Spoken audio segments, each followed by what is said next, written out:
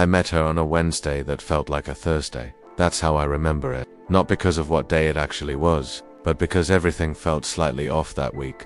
I'd been working double shifts at the architecture firm, sleeping maybe 4 hours a night, living on coffee that tasted like burnt promises. She was sitting in the lobby when I came down for lunch, not waiting for anyone, just sitting there with a book, her legs tucked under her on the chair in a way that looked uncomfortable but somehow graceful. She had this habit of biting her lower lip when she read, and I noticed that before I noticed anything else. I didn't talk to her that day, or the next day, but she was there again on Friday, same chair, different book. This time she was drinking something from a travel mug, and when she laughed at whatever she was reading, she had to put her hand over her mouth to keep from spilling it.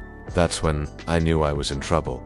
I'm not the kind of person who believes in love at first sight. I've always thought that was something people made up to explain attraction they didn't want to analyze too deeply. But there was something about watching her exist in that moment, completely unaware that anyone was watching, completely absorbed in something that made her happy, that it wasn't love, not yet.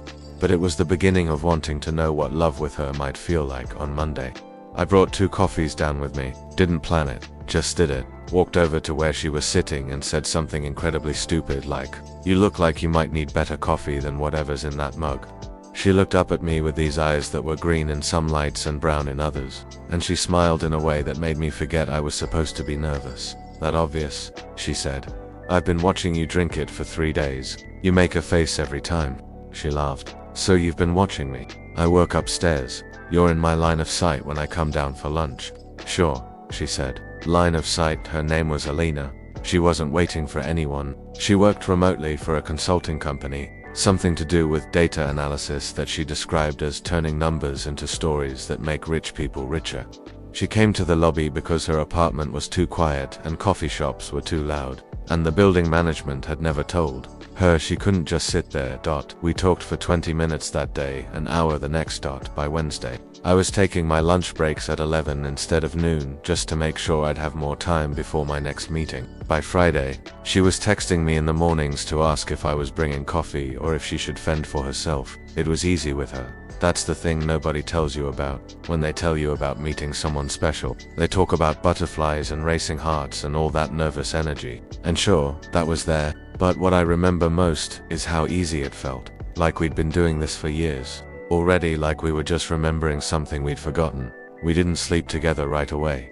I wanted to. God, I wanted to. But there was something about the way we were with each other that made me want to slow down, to not rush past any of the good parts. Every conversation felt like it mattered. Every detail she shared felt like a gift. She told me about growing up in Portland, with a mother who taught piano and a father who left when she was 7. She told me about her brother who died in a car accident when she was 19, and how she still sometimes picked up her phone to text him before remembering he wasn't there anymore. I told her about my ex, about how we'd married too young and divorced too late, about how we'd spent 3 years trying to save something that had never really been alive in the first place. I told her about my sister, who was the only family I was still close with, and how I was supposed to be the successful one, but mostly just felt tired. She listened in a way that made me feel heard instead of judged. That was new for me. 6 weeks after we met, she invited me to her apartment. That it was a small place in a neighborhood I'd never had reason to visit before. Old building, creaky floors, windows that probably leaked in the winter. She'd made it warm somehow. Plants everywhere, artwork on the walls that looked like she'd actually chosen it, instead of just buying whatever matched her couch. She cooked dinner, pasta with something she called whatever was in the fridge sauce, which turned out to be better than most things I'd paid too much for it. Restaurants. We drank wine on her couch, talked until talking started to feel like the wrong thing to be doing with our mouths. When I kissed her, she tasted like red wine and something else, something that was just her. She made this small sound in the back of her throat, and I felt it in my chest like an echo. We didn't make it to the bedroom that night, didn't make it off the couch, really. Just pulled blankets over ourselves eventually and fell asleep tangled together in a way that should have been uncomfortable but wasn't. I woke up before her, watched her sleep for a while, which should have felt creepy but just felt like paying attention. She had a small scar above her left eyebrow that I'd never noticed before, a constellation of freckles on her shoulder that looked like someone had flicked a paintbrush at her skin. When she woke up, she didn't do that thing some people do where they pretend to be more asleep than they are. Just opened her eyes, saw me watching her, and smiled. "Morning," she said. "Morning." You stayed. Did you think I wouldn't? She shrugged, which was answer enough. We fell into something after that, not a relationship. Exactly. Not at first. We didn't have the conversation about what we were or where this was going. We just kept existing in each other's spaces. I'd spend nights at her place. She'd come to mine. We'd meet in the lobby still sometimes. Just because that's where it started. And it felt wrong to stop. She had this way of touching me that felt like she was memorizing me. Running her fingers along my collarbone like she was reading Braille, tracing the line of my jaw, pressing her palm flat against my chest just to feel my heartbeat. I'd never been touched like that before. Like I was something worth remembering in detail. 3 months in, I told her I loved her. We were in bed, middle of the afternoon on a Sunday. Rain against the windows, nowhere we needed to be. She was lying on my chest, drawing patterns on my skin with her fingertip. I didn't plan to say it. It just came out. I love you. She went still. Then she looked up at me with an expression I couldn't quite read. You don't have to say it back, I said. I just wanted you to know. I know, she said quietly. Not I love you too, just I know. I tried not to let it sting. She kissed me then, slow and deep, like she was trying to say something without words, and maybe that should have been enough. Maybe I should have just accepted that she showed love differently than she spoke it, but there was something in the way she held me that felt a little bit like goodbye. I didn't understand it then. She started pulling away after that. Small things at first. Taking longer to respond to texts. Being less available on weekends. When we were together, she was present, but there was something else there too. Some distance she was creating that I couldn't figure out how to cross. I asked her about it once. Are you okay? I said. You seem different. I'm fine, she said. Just busy with work. It was a lie. I knew it was a lie, but I didn't push because I was afraid of what she might say if I did.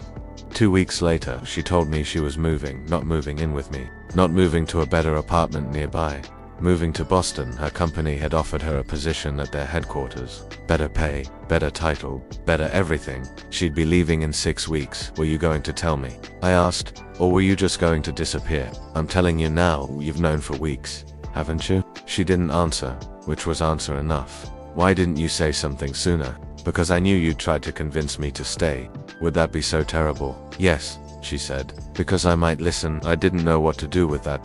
Part of me wanted to fight for her. To tell her we could make it work. That distance didn't have to mean ending. That what we had was worth figuring out. But there was something in her eyes that stopped me. Something that looked like she'd already made her decision and was just waiting for me to accept it. Is this what you want? I asked. It's what I need to do. That's not what I asked. She looked at me for a long moment. I don't know how to want things without ruining them, she said. I don't know how to keep something good without breaking it.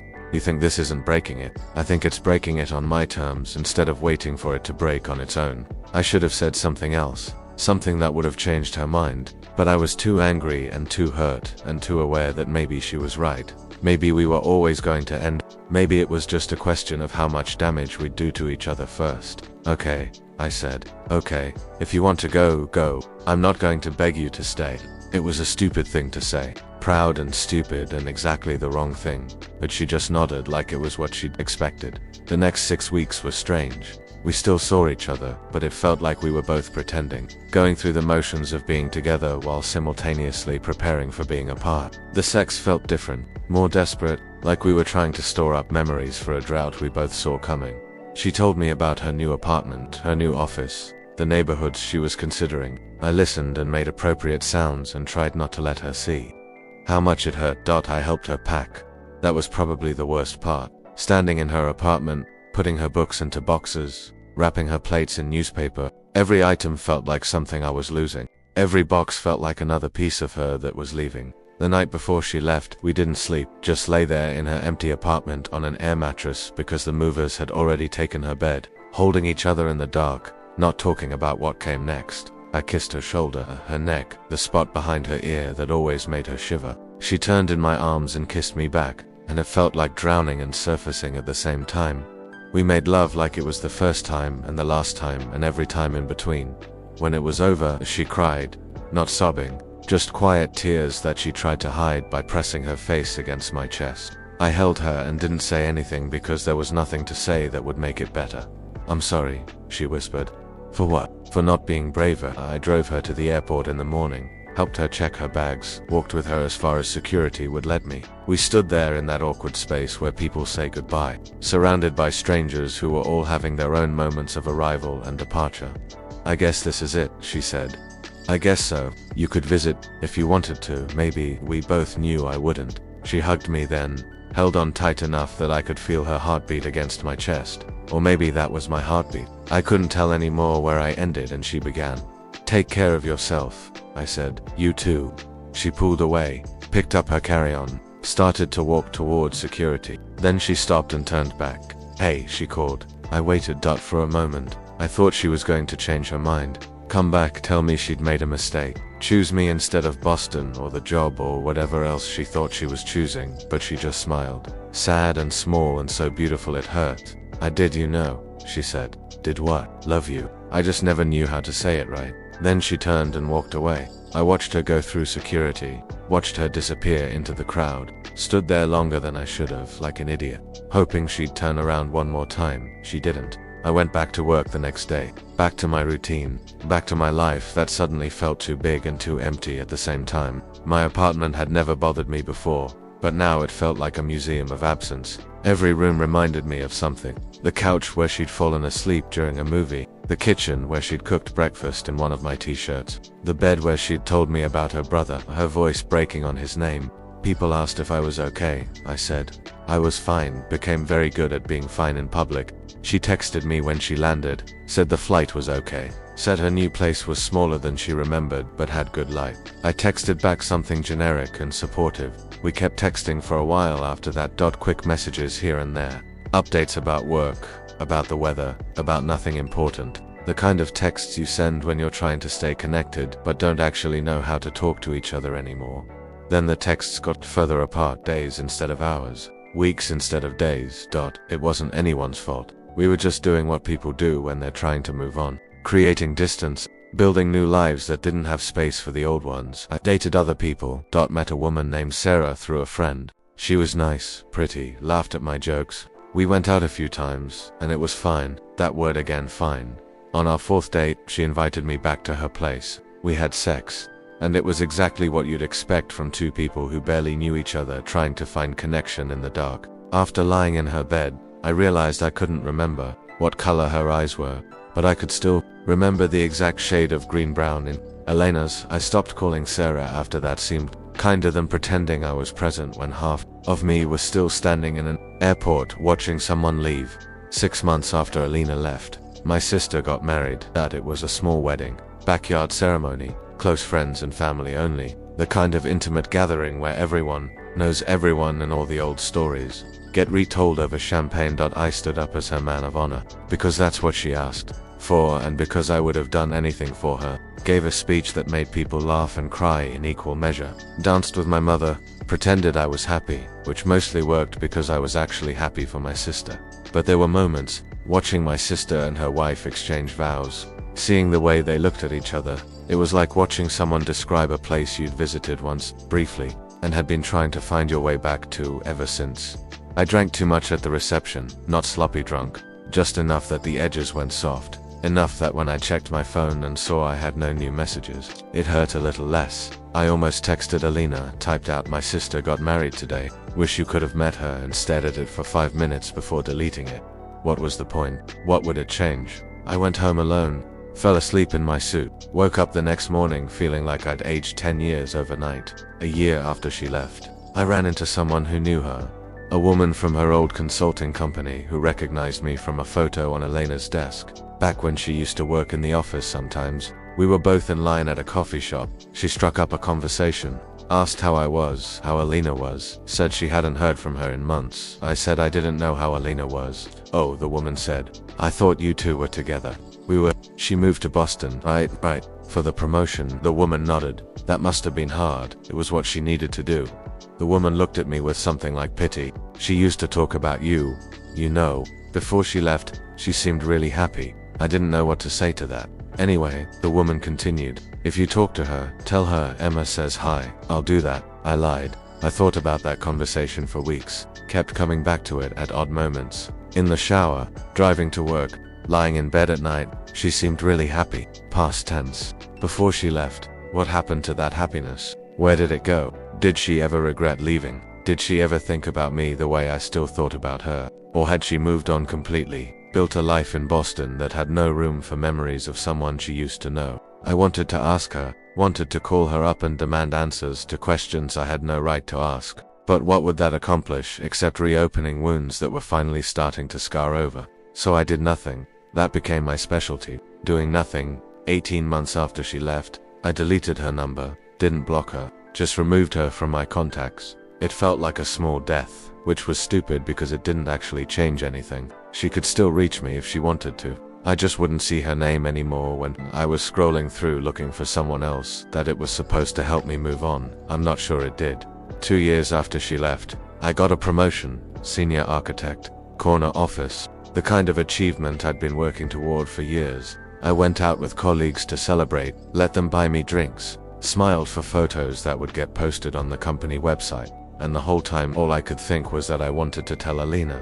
That was the worst part of losing her, not the big dramatic moments, not the anniversaries of when we met or when she left. It was all the small moments in between. Every time something happened, good or bad, my first instinct was, still, to share it with her, see something funny and think about texting her. I'd hear a song she liked and want to send her the link. I'd have a bad day and want to hear her voice telling me it would be okay. Couldn't because we didn't do that anymore. Because she'd made a choice and I'd accepted it, and now we were just two people who used to know each other, living separate lives in separate cities. 3 years after she left, my mother got sick. Cancer. The kind with a timeline and treatment options that all sounded worse than the disease. She handled it better than I did, made jokes during chemo, kept her sense of humor even when the treatment made her so tired she could barely stand. I spent a lot of time at the hospital, sitting in waiting rooms, holding my mother's hand during treatments, pretending I wasn't terrified of losing her. My sister was there too, of course. We took turns, divided responsibilities, did what families do when someone is sick and everyone is scared but no one wants to say it out loud. One night, sitting in the hospital cafeteria at 2 in the morning because I couldn't sleep and there was nowhere else to go, I pulled out my phone. Found myself scrolling through old photos. There were still a few of Alina buried deep in my camera roll. Pictures I'd never deleted. The two of us at a park, her laughing at something I'd said, a selfie she'd taken of us in bed, her hair a mess, both of us smiling like idiots. I stared at that last photo for a long time, remembered exactly what moment it was from. Sunday morning, winter, we'd stayed in bed until noon, talking about nothing and everything. She'd grabbed my phone and taken the photo before I could protest. Said she wanted to remember what happy looked like. Wondered if she'd kept the photo. Wondered if she'd ever looked at it. Wondered if she regretted leaving. Then I put the phone away and went back upstairs to sit with my mother. My mother survived. The cancer didn't. 6 months of treatment, another 6 months of recovery, and then she was clear, weak and tired and changed in ways that went deeper than physical, but alive. We celebrated with a small family dinner. Nothing fancy, just the 4 of us and my mother, my sister, her wife, and meeting takeout in my mother's living room because she still wasn't strong enough for restaurants. I'm glad you're okay, I told her. Me too, baby, she said. Me too. Later, when I was helping clean up, my sister cornered me in the kitchen. You should call her, she said. Don't play dumb, Alina. You've been miserable for 3 years. Just call her. It's been 3 years. She's probably moved on, so have you, apparently. Which is why you're still alone and still looking at old photos of her when you think no one's watching. I didn't have an answer for that. What's the worst that could happen? My sister pressed. She says no. She's already not in your life. You've already lost her. What else is there to lose? My dignity, please. You lost that when you spent 2 years moping around like a sad Victorian orphan. Despite everything, I laughed. Just think about it, she said. Life's too short to not at least try. I thought about it. Thought about it for weeks. Thought about it every time I saw my mother. Still weak, but alive. Making the most of the time she had left. Life's too short. I pulled up Elena's contact information, stared at the number I'd memorized but deleted, typed out a message. Hey, I know it's been a while. Hope you're doing well. Been thinking about you. My finger hovered over send. Then I deleted it. Tried again.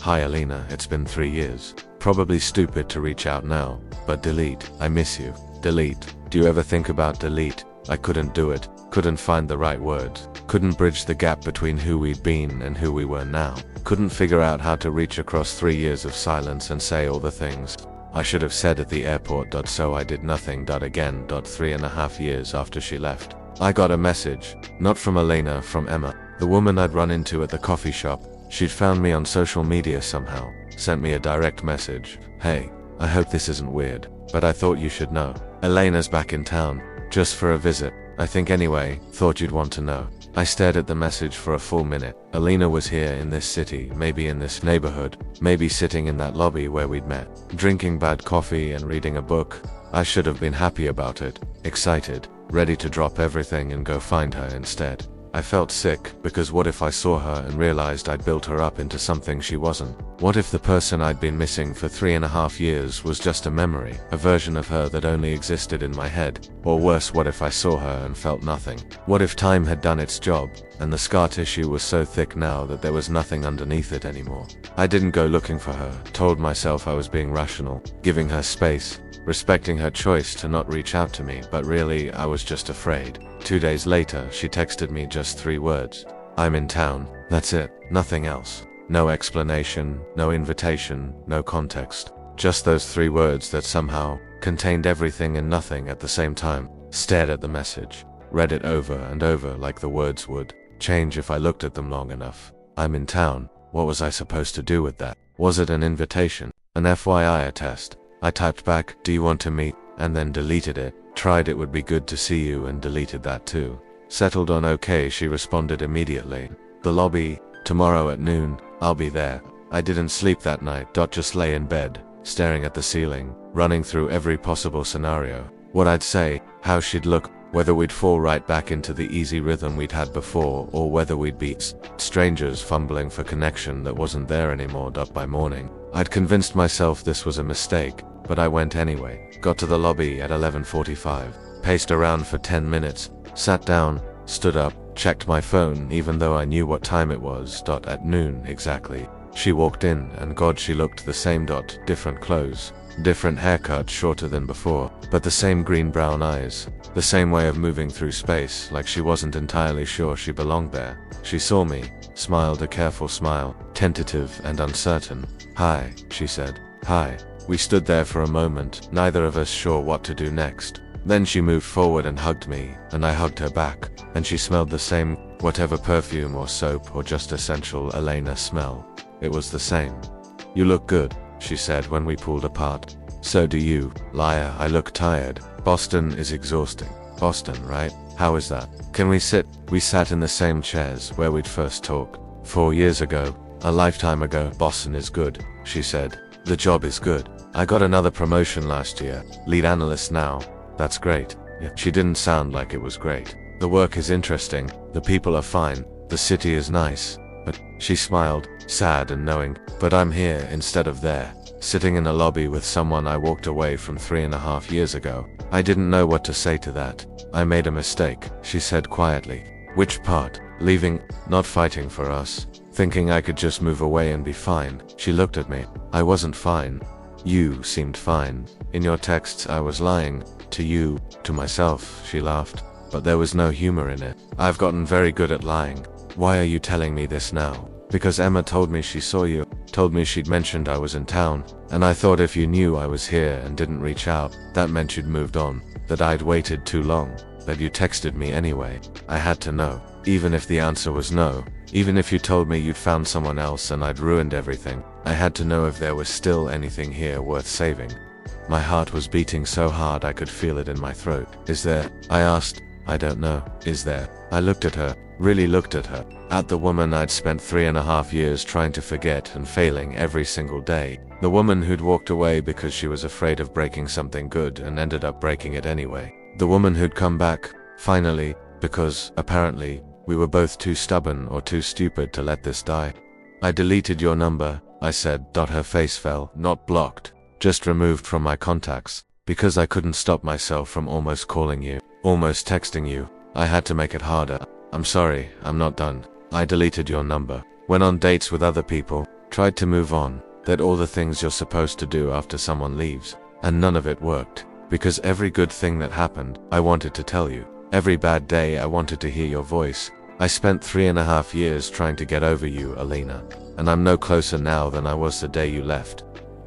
She was crying now, silent tears running down her face. So yes, I said, there's still something here. There's always been something here. The question is whether you're actually going to stay this time, or if you're going to run again when things get hard. I don't want to run, she whispered. Wanting and doing are different things. I know that, and I don't have a good answer for you. I don't have proof that I'm different now. All I have is the fact that I came back, that I've spent 3.5 years in Boston, being successful and accomplished and absolutely miserable because the whole time, all I could think about was the person I left behind.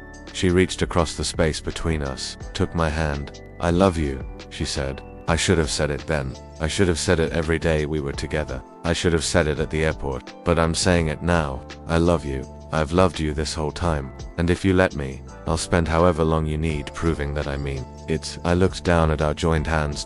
Her fingers interlaced with mine. At the way we fit together like we'd never been apart. I'm still angry with you, I said. You should be. I don't know if I can trust you not to leave again. I'll earn it back. This is going to be complicated. You're in Boston. I'm here. Long distance is. I gave my notice, she said. I stopped. What, 2 weeks ago? I gave my notice at work. I'm moving back. Alina, I know it's crazy. I know it's impulsive. I know it's probably exactly the kind of emotional decision making that got me into trouble in the first place. But I can't keep living a life that doesn't have you in it. I tried. I really tried. And I can't. What if this doesn't work? What if we try again and it falls apart? Then it falls apart. At least we'll have tried. I wanted to say something rational, something careful and measured that protected both of us from getting hurt again. But rationale had gotten me 3.5 years of being alone and pretending I was fine. So instead, I pulled her toward me and kissed her. She made that same small sound in the back of her throat that I remembered from 4 years ago. Kissed me back like she was drowning and I was air. Her hands in my hair, my hands on her face. Both of us trying to say with our bodies what we'd spent so long being too afraid to say with words. When we finally pulled apart, we were both crying. I missed you, I said. So much I missed you too. Don't leave me again. I won't. I promise. Never again. We sat there for a long time, holding each other, not talking, just being together in the lobby where it all started. Eventually she pulled back enough to look at me. So what now? She asked. Now we figure it out. Take it slow. Remember how to be us again. I'd like that. Me too, she smiled. The first real, full smile I'd seen from her all day. Can I tell you something? She said. Anything. That text, I'm in town. I rewrote it probably 50 times. Tried to say something clever or meaningful or anything other than just those 3 words. But nothing else felt right. Why those words? Because anything more felt like a promise I hadn't earned yet. But I needed you to know I was here, that I'd come back, that I was choosing you, even if you didn't choose me back. I pulled her close again. I choose you, I said. I've been choosing you this whole time, even when I was trying not to. That makes 2 of us. We stayed in that lobby until it got dark, talked about everything and nothing, about Boston and work and my mother's cancer and her new apartment that she'd have to break the lease on, about all the time we'd lost and all the time we might still have at some point. She fell asleep with her head on my shoulder. I let her sleep, ran my fingers through her shorter hair and thought about how strange life was. How you could lose something and think it was gone forever, only to have it come back when you'd finally stopped looking. When she woke up, it was late, I should go, she said. But she didn't move. Stay your place or mine. I don't have a place anymore. Remember, I'm homeless. I laughed. Then my place. Definitely my place. We stood up. She grabbed her bag. We walked toward the exit. At the door, she stopped. Hey, she said. Thank you for what? For not giving up on me. Even when I gave up on us. I tried, I admitted. I really tried to give up. I just wasn't very good at it. She kissed me again. Soft and quick. Good, she said. Don't get better at it. We left the lobby together, walked out into the night, hand in hand, both of us a little bit broken and a little bit hopeful. It wasn't a perfect ending. We still had things to figure out. She still had to move back, find a new job, rebuild a life here. I still had trust to rebuild, fears to work through, walls to take down. But we had time now, and we had each other, and for the first time in 3.5 years, that felt like enough.